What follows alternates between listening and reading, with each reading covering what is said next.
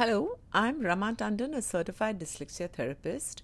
I help children, parents, teachers understand and support students with dyslexia.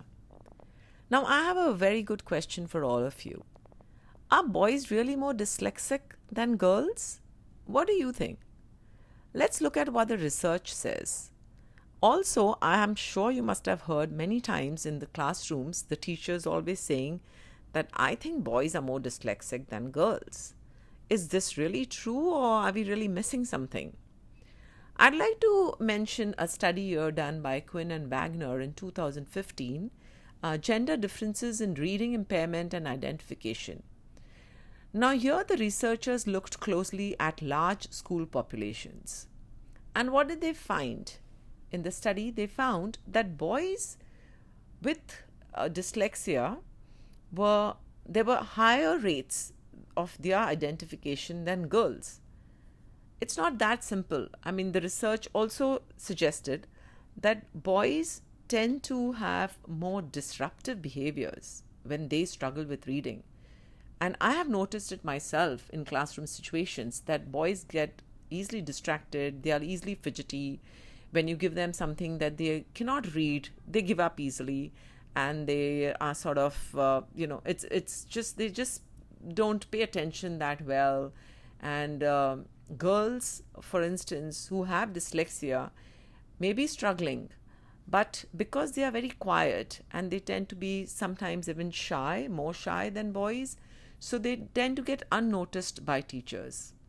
And that means that the identification process or the practices that are conducted in classroom situations play a huge role in why more boys appear to be dyslexic than girls in the data. So in schools where girls are actually as dyslexic as boys, they sort of tend to slip through the cracks, because like I mentioned earlier, they are very quiet. So what I feel that sometimes when they are not noticed, the delayed intervention can really make it harder for these girls to catch up later on.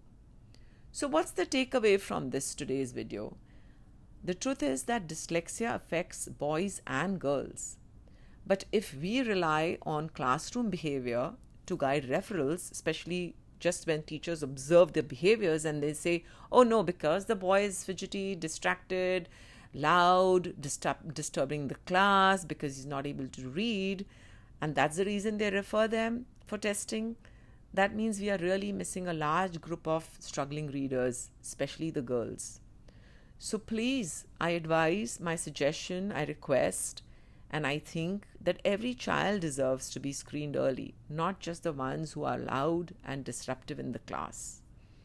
If this gave you a new perspective, then I would request you to hit the subscribe button, share this research-backed insight with teachers and parents, and let us help children with dyslexia. Thank you for listening to me. Wait until the next one.